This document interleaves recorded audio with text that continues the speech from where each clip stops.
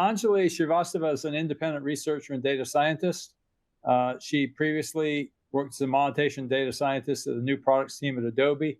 Most recently led go-to-market data strategy for Tana. Her current focus is on the unit economics of AI, where she probes how the seemingly simple token unit of cost in generative AI services is actually highly variable, and it has hidden margin risks, and it may undermine conventional subscription or usage pricing models.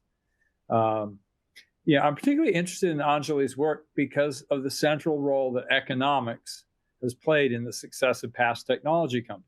I'm thinking in particular of how variance work on the Google ad auction or Jonathan Hall's work on matching markets at Uber. But it seems to me that there may be similar breakthroughs to come in AI as the companies and their business models mature.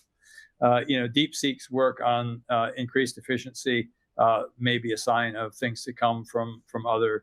And I think Anjali's sort of thoughts seem very productive in this area. So Anjali, let's start by having you describe your research. What got you started? What was your methodology? And maybe give us some headlines on your conclusions. Yeah, sure. Thank you for that intro, Tim. So hi, I'm Anjali. What got me started on this research? It really started with the Cursor pricing drama that happened earlier this year in May and June, where, if you remember, Cursor originally offered a subscription with unlimited usage and sort of reversed course to usage-based pricing. And the consensus when that happened was that it was a very fast and reactive move, and it led to some people questioning the margins underneath and also ultimately the viability of their business model. So that's when I started really seriously looking at this. But I won't bury the lead here. It is my belief that it's actually much deeper than a margin issue, and that actually there is an inherent scaling problem with AI that is very tied to the physics of how large language models work. And obviously I had a series of realizations that led to the conclusion, but I do want to front load that. This is not just it is a problem that is economic in nature, but it's not actually a business model problem completely. It is a technological problem, like you were saying. So yeah, that's what got me started here. I'm glad you asked about my methodology, because that does allow me to give the disclaimer that I don't work in any of the labs. We might today talk about distributions and some of my educated guesses on how I think some of these variables work, but they are educated guesses. They are very speculative. My methodology was just very observational in nature, sort of reacting to what both the statements that all of the companies involved were putting out, taking a very careful look at the pricing pages and specifically the changes to the pricing models, and steel manning why they made those changes and what might be the drivers underneath. Yeah, all right. But you also have had some indications from the labs that you're on the right track. Yeah, I think it does seem that way, both from their public-facing moves and some of the conversations I've had with people who work in inference. But give us some headlines on your conclusion, or maybe just walk through your paper. Yeah, let's do that. So really, everything builds upon this idea that a token is not a stable unit of cost or compute, right? Which is my way of saying that not all tokens are created equal. And I think this is pretty obvious actually to anyone who works in inference, but to the rest of us who are outside of the labs, it's pretty easy to conclude, based off of the way the APIs are priced, that cost scales linearly with each incremental token, right? I think GPT-5, for example, charges $1.25 for 1 million tokens. So you can say that each little word is incurring the same amount of cost, but that's not actually how it works, right? Because attention is quadratic with respect to the current context size. And that is because of the autoregressive nature of the transformer. So what I mean by that in layman's term is that every time the model is generating a new token, it is looking at every previous token, right? So the way the inference APIs are pricing this thing makes you think that the cost is increasing linearly with each token, but it's actually increasing quadratically, because for each generation, it's going back. And obviously there's like a lot of optimizations going on. The compute cost is probably not growing quadratically because, all of the products that we're talking about are caching tokens. They're like compacting context. It's not like they're doing a full read of the entire conversation each time it's generating the next step. But no matter what, the underlying compute cost per token is growing with context length. Like that's just a fact. So that, like, if you sit with that insight, there's two implications of note for me. One is that the token generated at the end of a long conversation is like an order of magnitude more expensive in compute than a token at the start, just because of the nature of how context grows, right? And then the second that stems from that is that you can't predict total cost or resource usage just from counting tokens, right?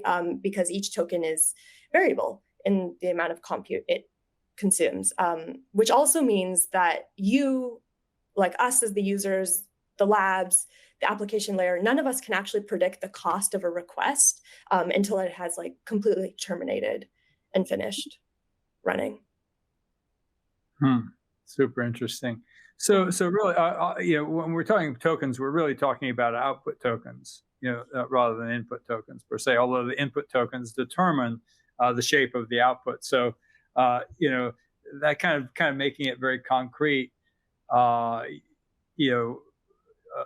are certain kinds of inputs, in the form of prompts that are going to produce a relatively bounded set of output tokens, but some kinds of requests will produce a very, very large output set.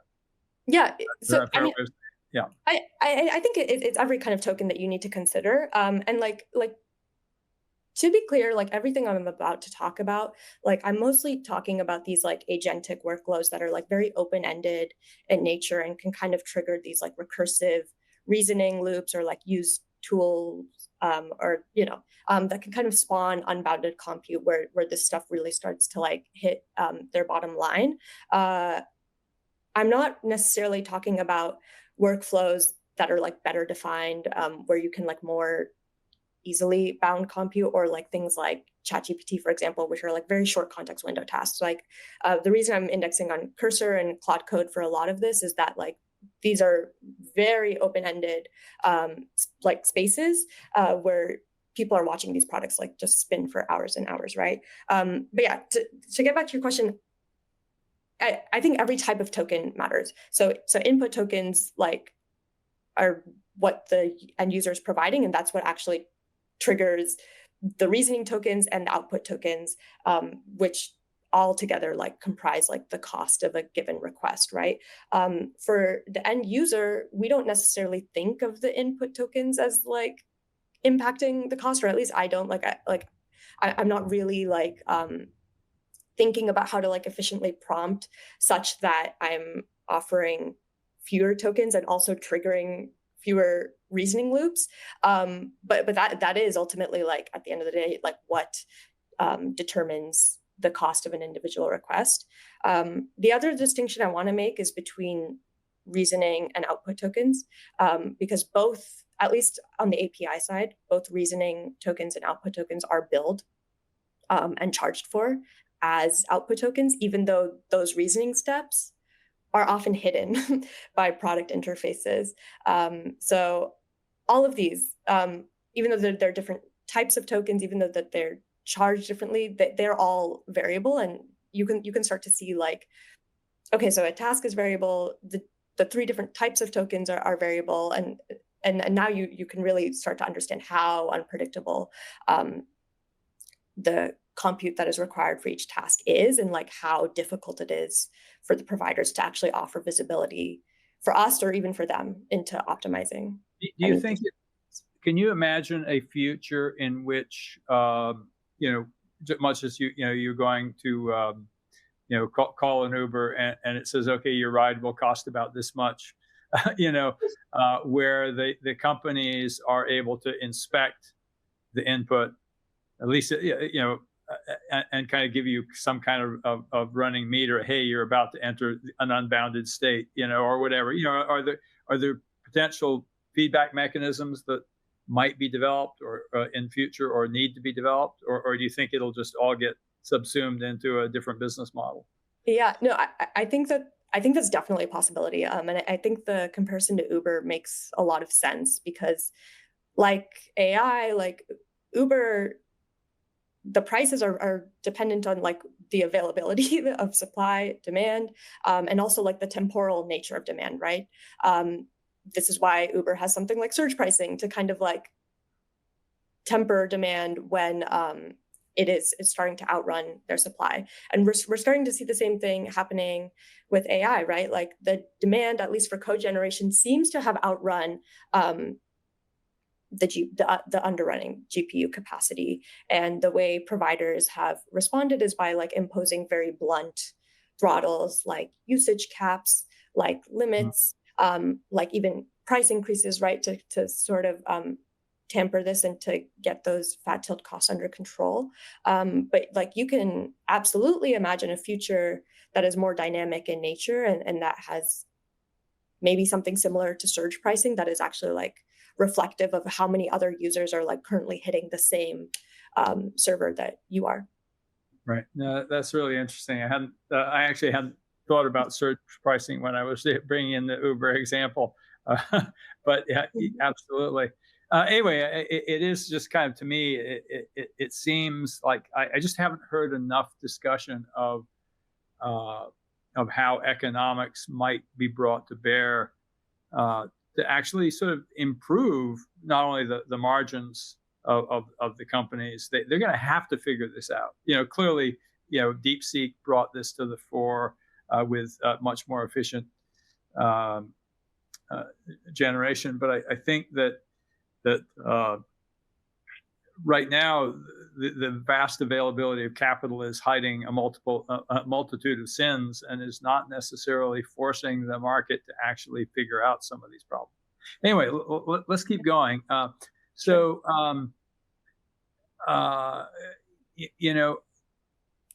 well, actually, like I do want to kind of react to what you just said because I agree completely. Like I do think pricing is very under discussed right now. And even when it is, it sort of seems stuck at the level of like, oh, this is a margin issue, and like, oh, these business models are like unsustainable. But like actually, like, and a key part of like the realization I had was that, like, yes, these costs are like unpredictable, and that's leading to like collapsing margins. But like on the flip side of this, like it's also leading to like what seems to be degraded quality of service, right? Like when this was all happening, Anthropic was facing a lot of outages. There was a perceived like degradation of quality among its user base. Right. And so like that implication that like this is actually like a systems issue and that this is an issue with scalability, and that there's a resource allocation problem at the center of this, that is what like elevates it for me from just like a business model problem to like a first-class product problem. Because like what I'm really saying, and like I want to couch this, like I'm not 100% convicted in this conclusion, but like if you buy the premise of everything I've said so far, like it really is saying that like your probability of exceeding your compute budget increases linearly as your users grow, which is a fancy way of saying like the quality and reliability of your product gets worse as you add more users. Oh, which is very sort of very reverse of the network effects we had in the previous generation of internet technology. Exactly, it flies in the face of everything we understand about how software traditionally scales, and also like our traditional growth playbooks, right? Like you can even think like freemium models, or like all of these like mechanisms that emerged out of SaaS and like traditional stable like physics of software. I think a lot of that has to be questioned right now at the pricing layer and every layer underneath it. Yeah, that's super interesting. So, I mean, you said you wanted to get beyond the discussion of whether it makes these the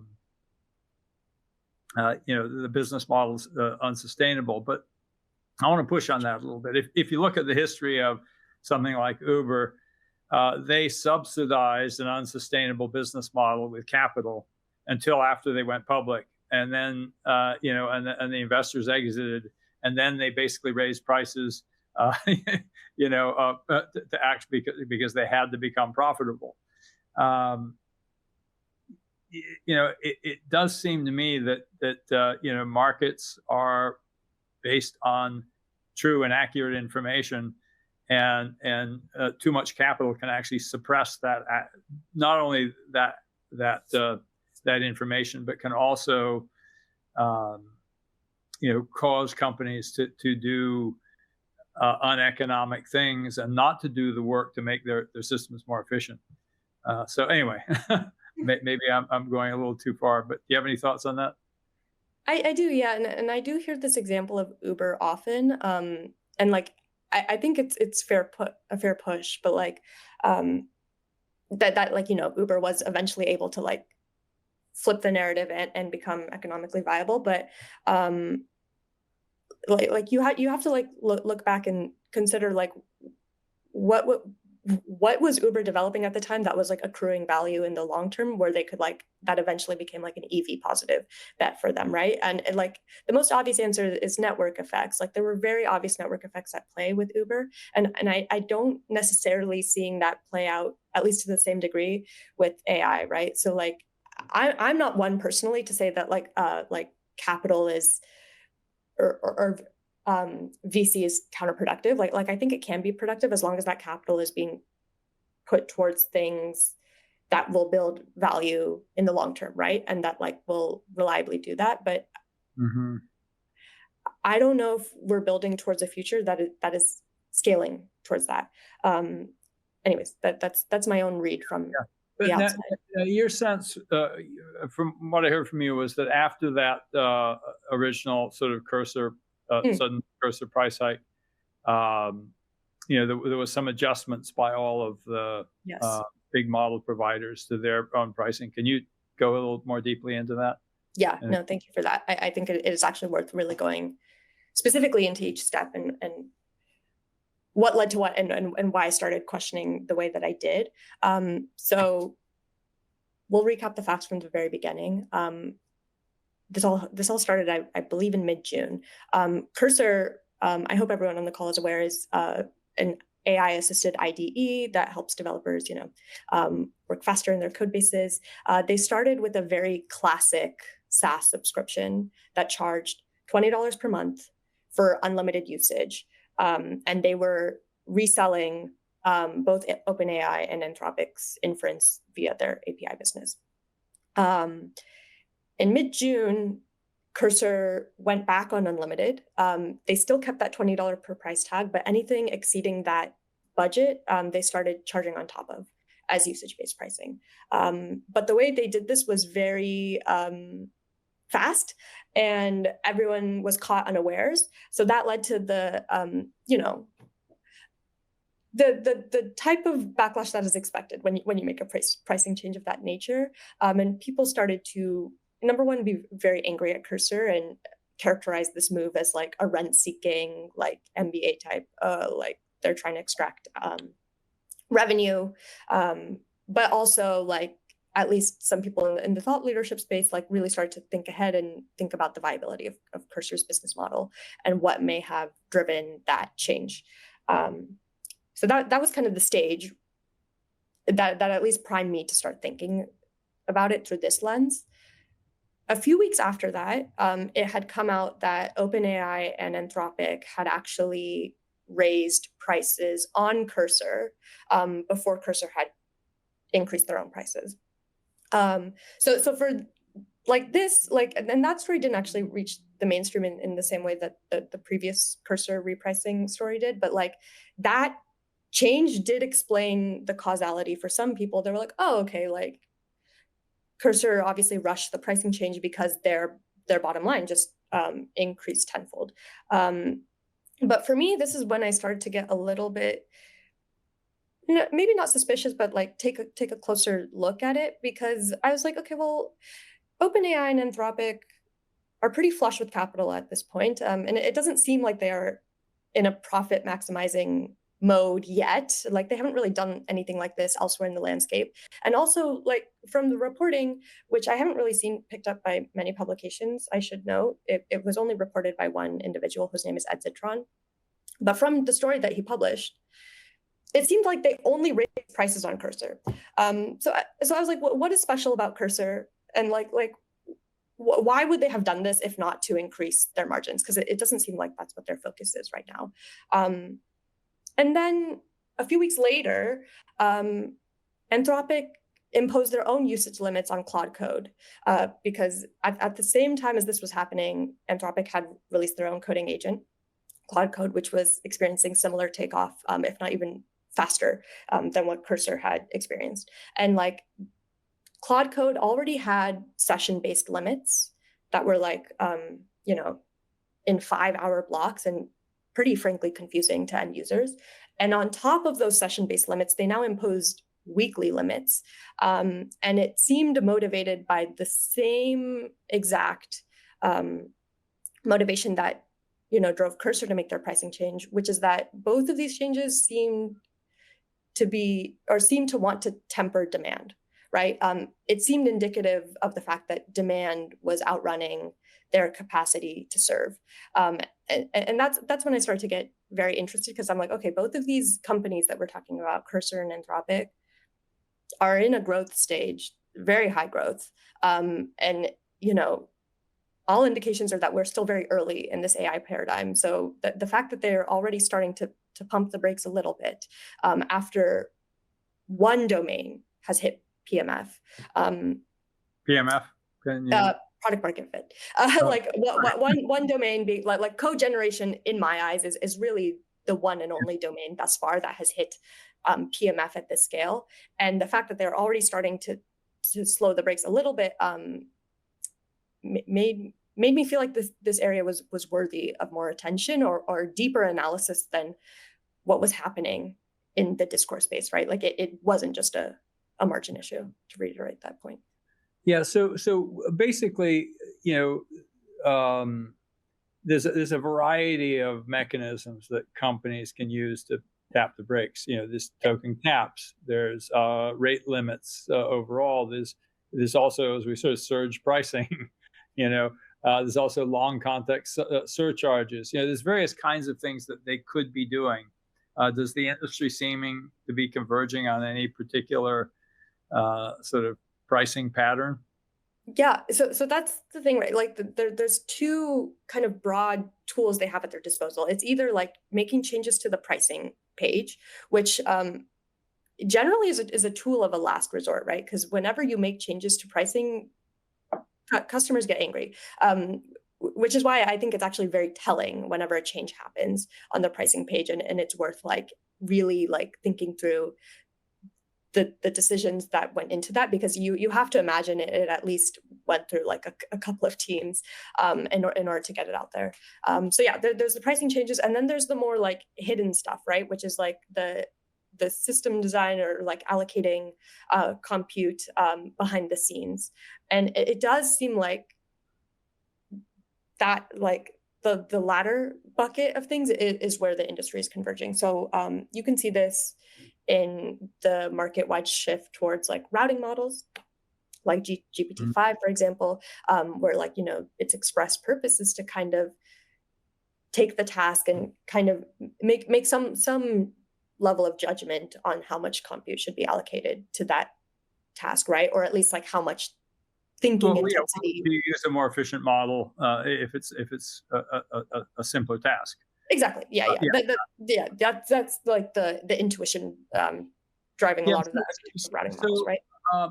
How possible is it, given, how possible is it by inspection to determine which are going to be the problematic tasks? I guess that's one of the questions. Because of course, it would seem that the ones that you describe as the most likely to be runaway tasks are also those that are most likely to be given to the most advanced computationally intensive models.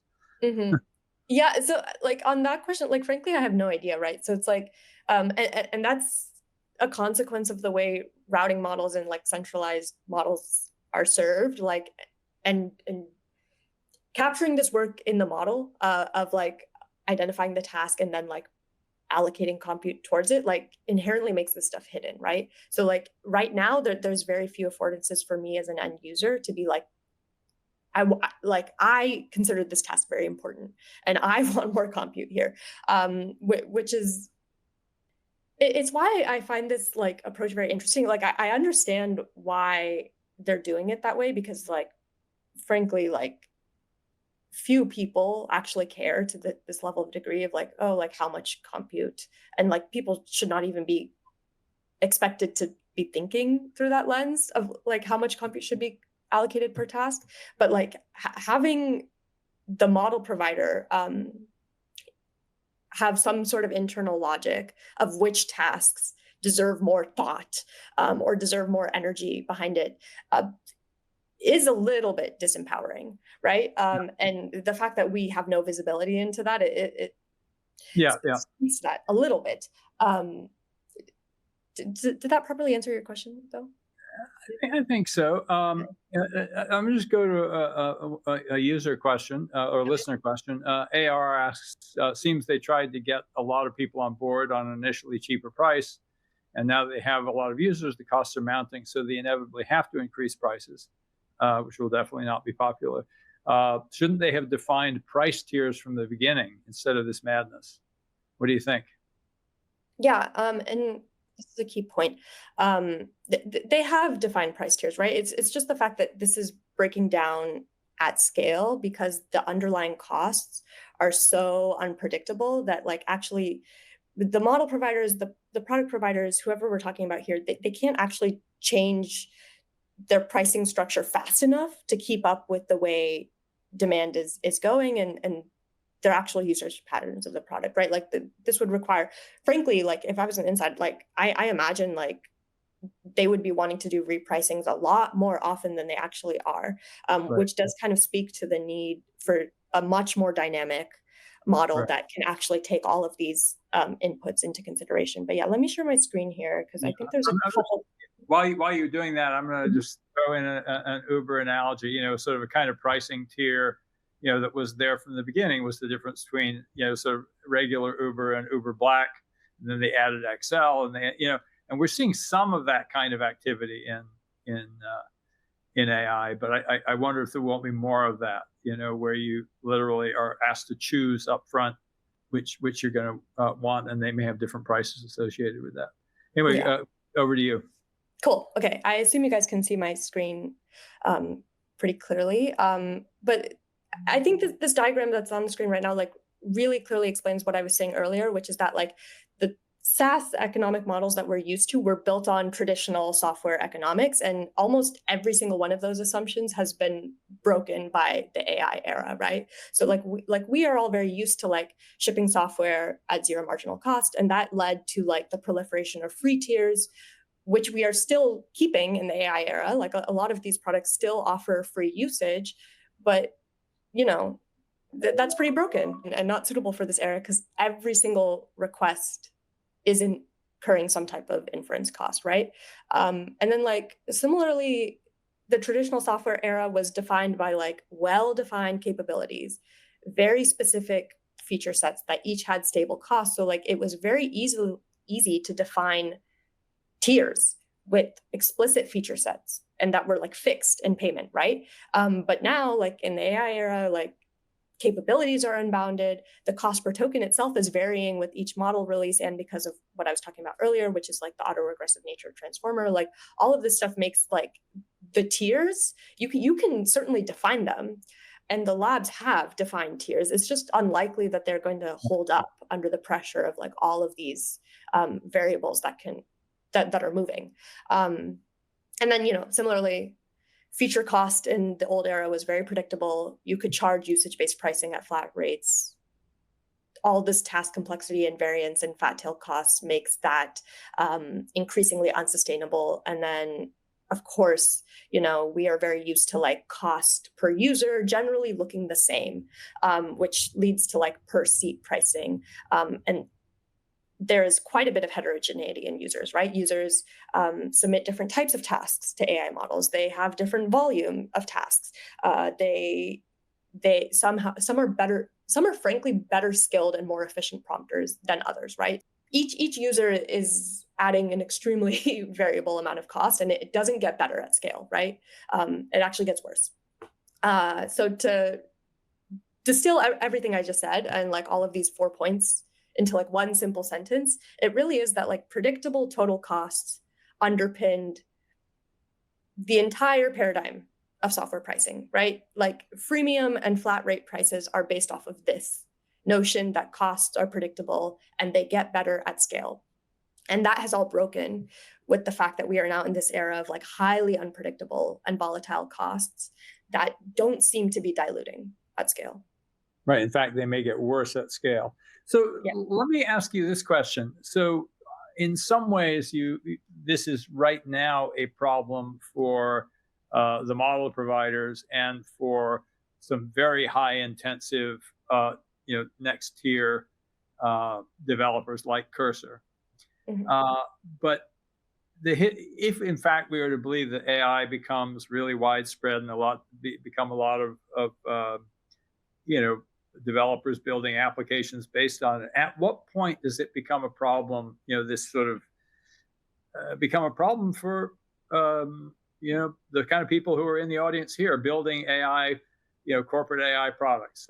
Think about O'Reilly. We're building, a bunch of AI products and services, and is this going to bite us? Yeah, I'm glad you asked that. So like, I do think the fact that like the repricings and like the constant like outages and stuff that happened earlier this year was like the perfect storm of two things. So one, it was that Cursor offered unlimited usage, and they've since corrected that.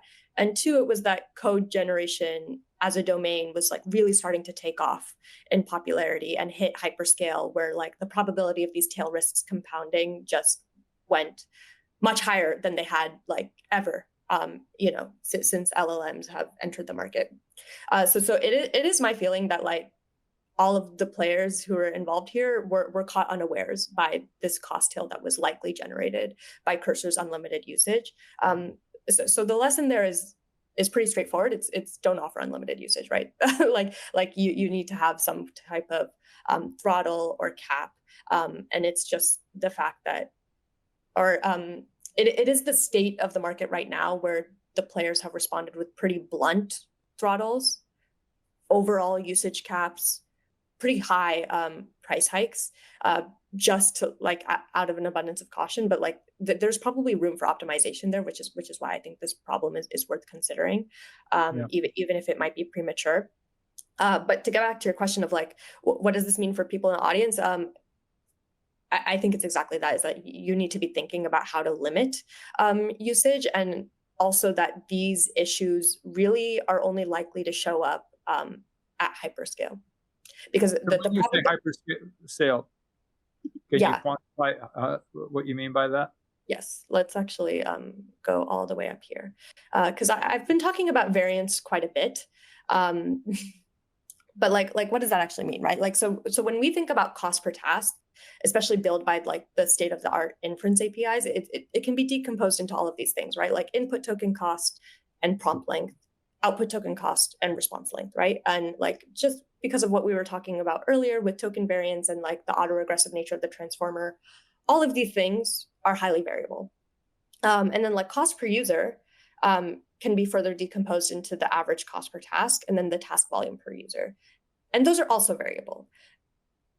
But the fact of the matter is like, just because something is variable doesn't mean it's going to be like this long tail and like very expensive, right? Like if you actually like look at the distribution of these things, and this is speculative, but like it is my educated guess that Cursor and Anthropic's cost per user curve look like the green curve, where they have this long tail of users who are like using the model quite intensively, quite a lot, quite expensively. But when you are smaller in nature and when you have like fewer users, one, it is unlikely for those types of power users to be in your mix at all. And two, it's unlikely for them to like actually compound at the rate that it would start to impact your bottom line, right? Yeah, So no, like, I totally buy that. I'm thinking about some of the developers. I remember Steve Yeager, who's got a new vibe coding book out, was telling me excitedly at the Gene Kim's Enterprise Summit in Las Vegas last month. How he was burning. Like he was generating millions of lines of code with hundreds of simultaneous agents, and it was like a little bit like he was on speed. And then he eventually crashed and kind of decided he had to do something simpler. But the point that I would make, though, is that when I think about how we are, when I imagine the future of AI, when we're building it into more and more parts of our products, when I say our, I mean our collective products in the industry, it becomes, do we get to sort of, there's a kind of horizontal hyperscale, just like you've got so many different parts of a complex application that are calling on this, that it becomes a meaningful compute burden. Yeah, I think that's exactly right. And I do actually strongly believe that is the reason why Cursor and Claude Code were the first to run into these issues, because code generation, it is a little addictive, right? Like there is a dopamine driven feedback loop there where it's like instantly verifiable and you can just like keep hitting that request, right? But like there is a lot of talk about like Claude Code being like a general agentic harness, right? And like being able to replicate this pattern for other domains. And like code is definitely not the only one that has these like verifiable instant loops. So like, yes.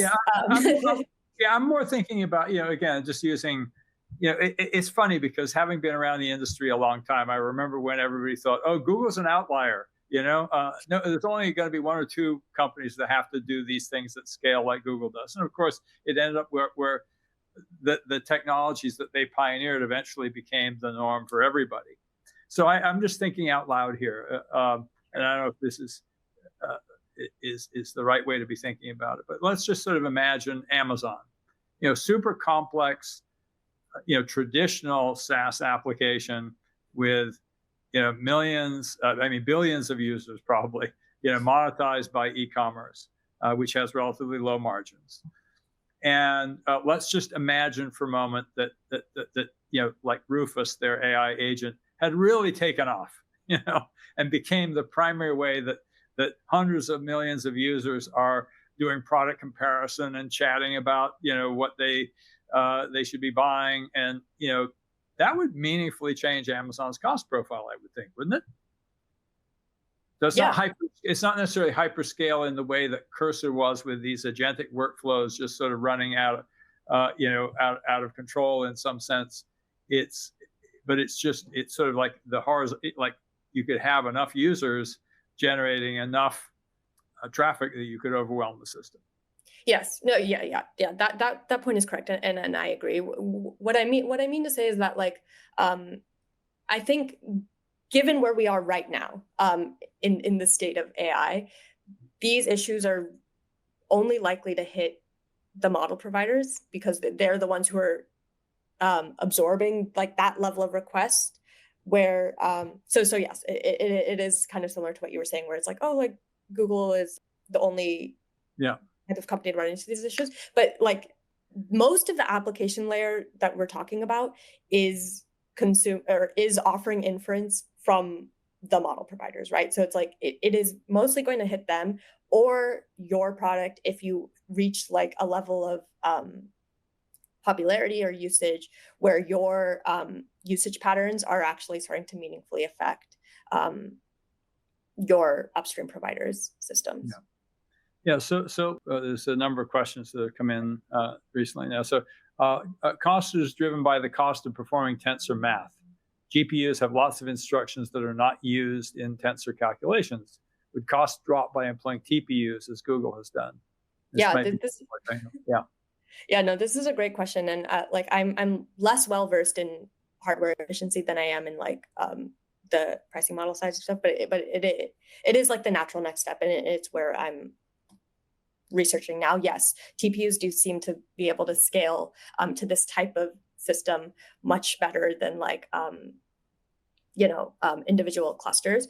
And one thing I'm looking very deeply at right now is like both NVIDIA and Google have like disclosed their roadmaps through the end of the year and through even next year, and like both of them seem hyper aware of this like scalability issue, and like are designing more robust systems that like instead of like individual chips, they like want to be able to like connect systems that can handle this increased load.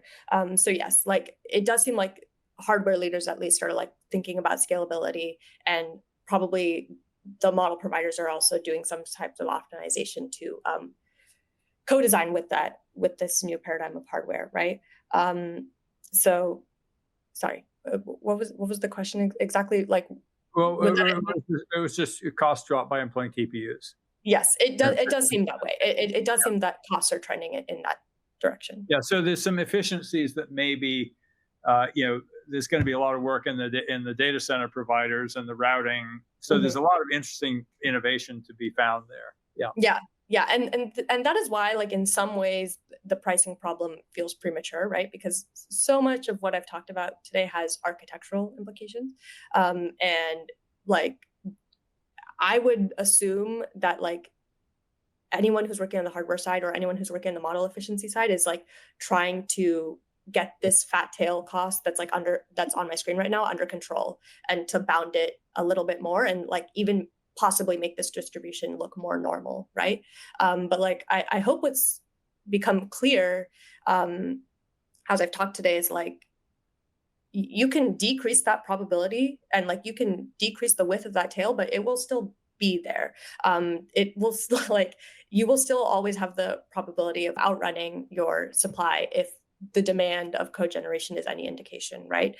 So like your approach to temper that demand, whether it's usage caps or whether it's like a system level thing, does need careful consideration, unless some kind of like, post LLM architecture is figured out that is inherently more scalable than like all of the problems that we've talked about today.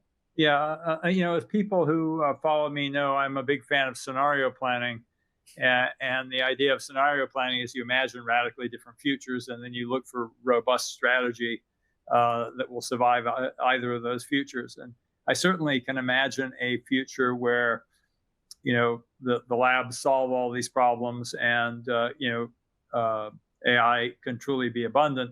But I can also imagine a future in which it becomes, scarce and rationed in some sense, and rationed in the way that a market rations things. I still remember the great description from the wonderful book about Soviet central planning, Red Plenty, where Kantrovich is trying to argue for they've got to have something like prices, because prices, the problem in Russia is that if you control the prices, nobody can get anything at any price. Whereas if you have prices, well, some people will be able to afford it and some won't, and they couldn't get over that that hump.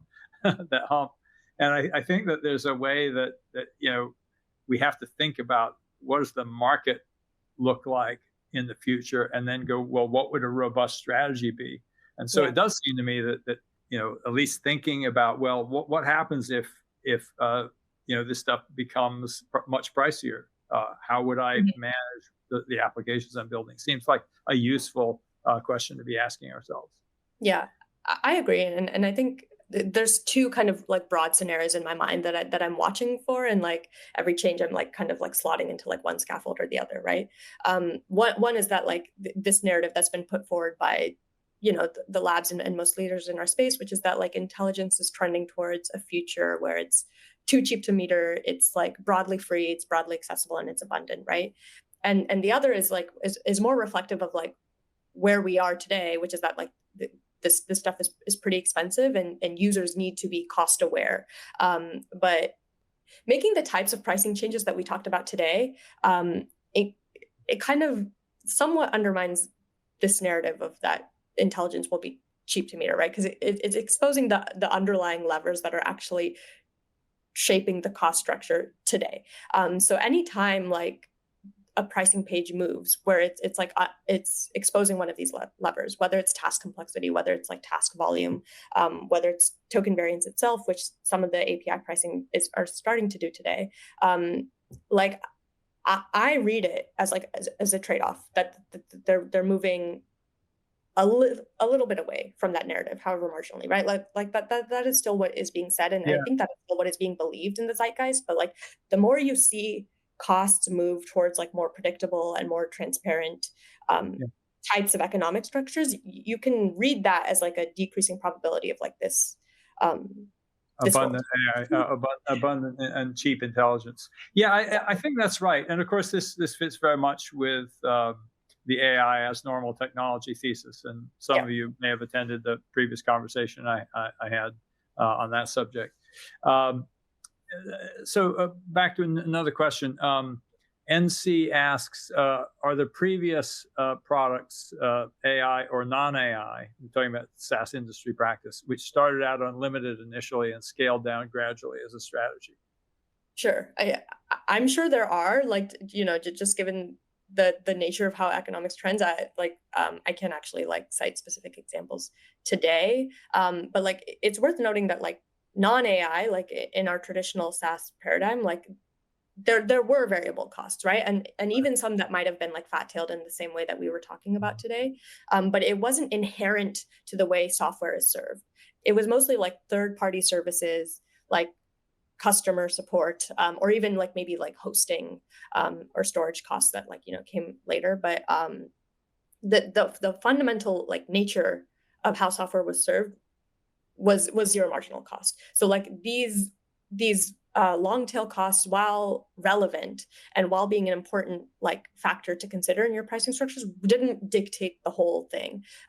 Whereas in our current era, it's completely flipped, right? Where like every cost is inherently unpredictable, and that has implications. Right, that's right. That's why, again, I was so attracted to wanting to talk with you, because if the assumption that we've lived with for years, that scale brings lower marginal costs, is not true, we really have to rethink a lot of things.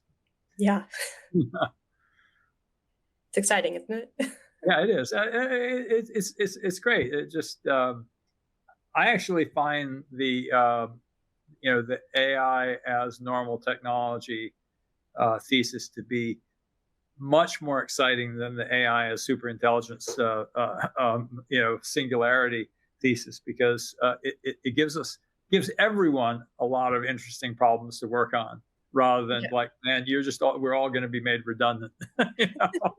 Yeah, I tend to agree. I think the AI as normal technology thesis is realistic, first and foremost. The only thing that I find a little bit weird, I suppose, about all of this is that like AI, even in its current form, is like obviously valuable. But that's the whole point about normal technology. I mean, railroads are obviously valuable. Well, electricity was obviously valuable. The internet was obviously valuable. But normal technology has nothing to do with the value of the technology. It has to do with the pace of its adoption. Yes. Oh, well, yeah. What I meant, if it faces constraints, then then they shape what the market eventually looks like. Yeah. Sorry. No. Yeah. I agree completely, especially with the implications of like diffusion and adoption. It does, at least in my mind, the way I hear normal technology, it kind of assumes that like the value won't be captured by like the main providers in it. It will sort of be captured by like anyone who builds on top of it, right? Like the application layer. I never thought about it that way. Maybe, I think I probably jumped 2 steps, but like, especially like when you think about electricity, for example, like as a normal technology, like that's a public utility, right? And that the rent, if you want to speak in economic terms, has been captured by appliances. And maybe that is the future that we're heading towards, but I don't know. But I mean, it's way too early to say on that front. I mean, I think if you look at the history of electricity, Edison did pretty well, and General Electric did pretty well for 100 years. This is true. TJ has a series of questions, Okay. which I'm going to roll up all together. One, he says, what are your views on compute cost deflation in the next few years? And then he says, in the long term, will it not be driven by electricity costs? Yes, because that's a really interesting point, because, of course, the bottleneck may not actually be some of this compute stuff. It may literally be electricity. And then he asks a slightly different question, but isn't the challenge that there are not enough mid-curve users? Okay. I'll tackle them one by one. So the first one was, what do I think about compute deflationary costs? Yeah. I mean, I think it actually doesn't solve the problem that we've talked about, which is scaling, and actually it might make things worse, right? Like, I don't know if everyone here is familiar with Jevons paradox, but it's this idea that, and I think I have a diagram here. Jevons paradox is the idea that, like, as you have an efficiency gain, either your costs are falling or your capabilities are improving, your aggregate usage goes up because everyone gets more excited that it's all efficient, and the entire market gets like hungrier at the same pace, right? And like code generation is clearly following this pattern where like several efficiency gains were delivered, but the overall demand just kept going up and up and up, which is why it kind of resulted in the speculative blow up that I think happened between Cursor and Anthropic. Increasing compute efficiency or like falling costs while being a key input and seemingly making a lot of this stuff better might not actually solve the heart of the problem, and might make things worse depending on how the market and usage patterns and behaviors respond to it. So that's number one. Number two, which I think was about power being the ultimate bottleneck. I think that's true today, right? And you can see that in the way that the data center build out is currently happening, and also like a lot of the contracts right now are denominated not in terms of chip volume anymore. Like chip scarcity is still a thing, but like the contracts that are being settled right now are defined in terms of gigawatts. And it does seem like a lot of the projections that the providers have made on like the chips that they need, the capital they need, the power that they need, it does seem like that ultimate scarce resource right now is power. I don't know if that answers the question specifically, but I do agree that power is scarce, and I think that is right now actually the key scarcity that is driving every decision happening, from hardware efficiency, from model efficiency, to even the data center build out that we're seeing. Jumping very sideways to geopolitics, that suggests to me that we've handed China a huge advantage in the AI race by trying to choke off solar in the U.S. It's possible, right? Which is why I'm so fascinated by the value capture side of this problem, because yes, like cost efficiency is like so important, and like there are plenty of very smart people working towards that, but China's a little bit ahead of us on that front. So like there is an opportunity, I think, to like really think about like how these models, which are very obviously delivering value, how can we design pricing models that actually do some legwork in capturing that value for the providers. But anyways, that's right. I think for me, one of the really big takeaways is there's some real economics work to be done. Yeah, that I think can solve a lot of the issues that we talked about today. I think TJ's final question was that is the challenge that there's not enough mid-curve users, and this is where I have no idea, right? And this is where I'll make the same disclaimer that I've been making, which is that I'm not inside these labs. I don't actually have access to their internal data or like what the behavioral patterns look like. I've just been reacting to like what they've been saying, and like the fact that you can very clearly see like some users hitting the levels that have been set and the usage caps that have been set within like 3 to 5 prompts. Like some users like literally running like 8 to 20 different instances of Claude Code. Like you can very clearly see evidence of like user heterogeneity, but you can only really imagine what the distribution and what the actual shift of users looks like for people on the inside. Yeah. All right. So KT asks, can either of us speak to how pricing issues relate to AI sustainability issues and environmental impact? You want to take that? He said either of us. I don't know. That's an area that I think is important and very adjacent to this space, but I actually am not super well versed in, to be completely transparent. I'll buy that. So let me just see if we can bring this home. We have only a couple of minutes left, and that is, for organizations that are building on top of generative AI, which is, I think, us at O'Reilly and also most of the people in this audience. What's the one piece of advice you'd give us about managing the hidden costs and risk of token usage? What's our practical takeaway? Yeah. So I think the biggest thing I want to communicate here is that your distribution matters, and it's probably not enough to just be monitoring like average tokens consumed, or like even like analytics in general has been very obsessed with averages and what things look like at a high level. But AI seems to make all of these metrics very fluid. And it does seem like that sample mean is wandering, and it does seem like things are very sensitive to like the shape of your usage behavior and temporal patterns. So if you're in this space at all, like I would get in the practice of looking at your distributions over time and like keeping track of if that mean is wandering, and like what the actual shape of your curves are at every level, right? Like these are just some. That's a terrific piece of advice. I think we're going to make that one kind of our YouTube clip. Actually, we have room for one more audience question. Fatih Nara asks, how far do you think we are for some of these models to run efficiently on local devices and therefore mitigate aspects of the variable token cost issues?